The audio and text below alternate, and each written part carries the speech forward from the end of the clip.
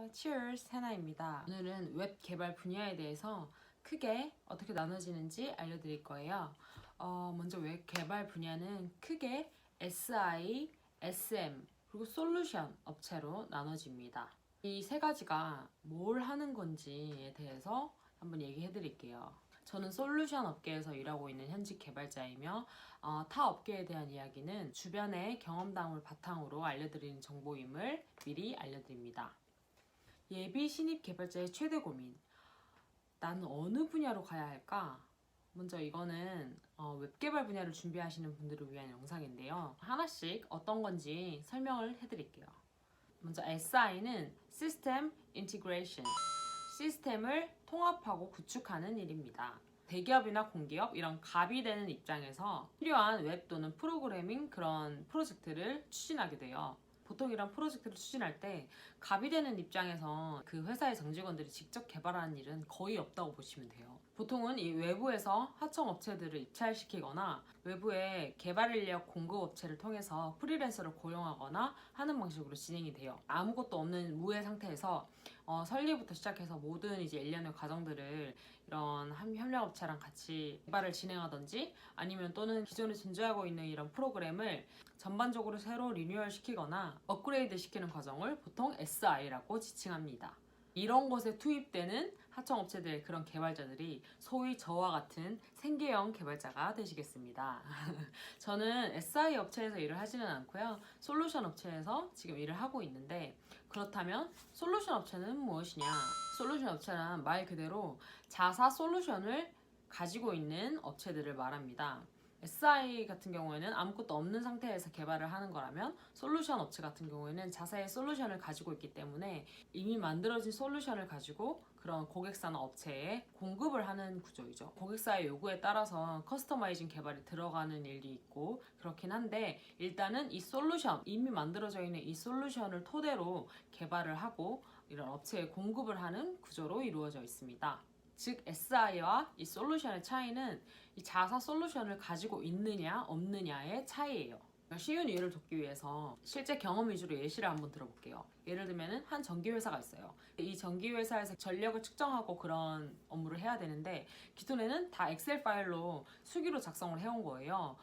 수기로 등록을 하고 엑셀 계산 프로그램으로 계산을 하고 이런 식으로 하다 보니까 이제 그런 측정에 대한 오차도 굉장히 많이 발생을 하고 또 실시간으로 공유도 할 수 없고 이런 문제점이 발생해서 이번에 새로운 프로젝트를 진행하게 됩니다. 프로그램으로 등록을 하면은 실시간으로 다 전체적으로 공유도 되고 또 계산도 알아서 해주고 프로그램이 계산하는 거니까 당연히 오차가 확 줄어들겠죠.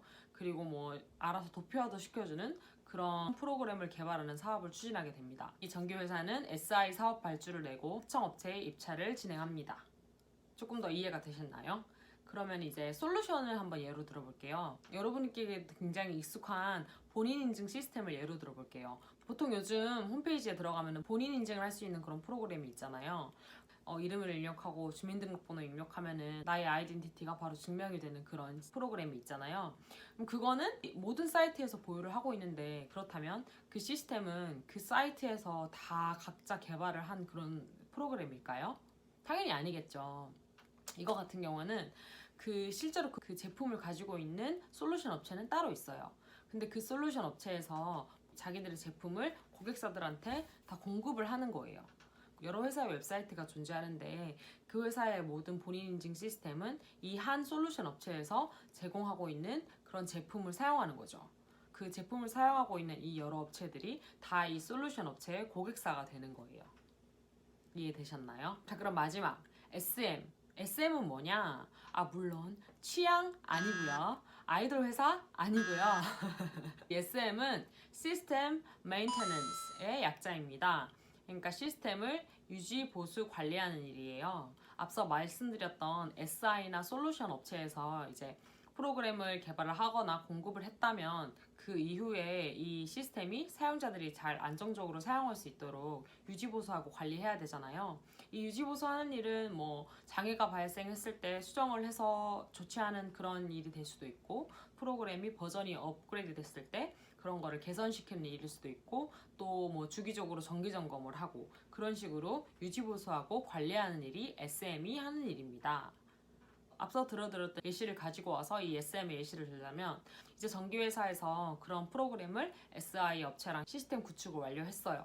그러면 이제 이 전기회사의 SM 파트에서 프로그램을 분석을 해서 고객들의 문의가 왔을 때 대응을 하기도 하고 또 장애가 발생했을 때 대처를 하기도 하고 그런 식으로 계속 유지보수하고 관리하는 일이에요.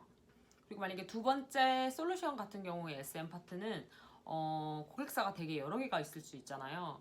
SM 파트들은 그 고객사에 공급된 제품들을 계속 정기적으로 관리해줘야 돼요. 네.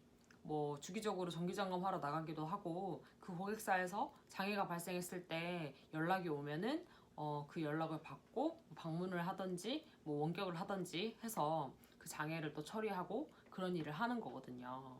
어떻게 조금 이해가 되셨나요? 저도 이제 신입의 입장에서 시준을 하던 시절에 이 분야들 중에 어디로 가야 할까를 고민을 되게 많이 했었거든요. 그냥 사전적으로 정의된 의미만으로는 정말 와닿지가 않아가지고 좀 이해하기가 힘들었었는데 실제로 일을 해보고 또 주변에 SI 출신 개발자분들을 만나보기도 하고 저희 회사에도 SM 파트가 있고 하거든요. 저 같은 경우는 이제 솔루션 업체 안에서 개발을 하고 있는 그런 개발자의 포지션인데 실제로 일을 해보면서 어떤 상황에서 각자 어떤 일을 하고 있는지가 조금 더 이해가 되더라고요. 그래서 여러분 모르시는 분들께 조금 더 쉽게 이해를 도와드리고자 경험을 바탕으로 예시를 들어서 한번 설명을 해드려 봤습니다. 자, 오늘은 개념을 알고 이해를 하셨다면 다음 영상에서는 차이점과 장단점은 또 어떤 것들이 있을까에 대해서 말을 해보려고 하는데요. 그거는 또 다음 영상에서 제가 말씀드리도록 하겠습니다. 봐주셔서 감사하고요. 좋아요와 구독 잊지 마시고요. 감사합니다. 안녕.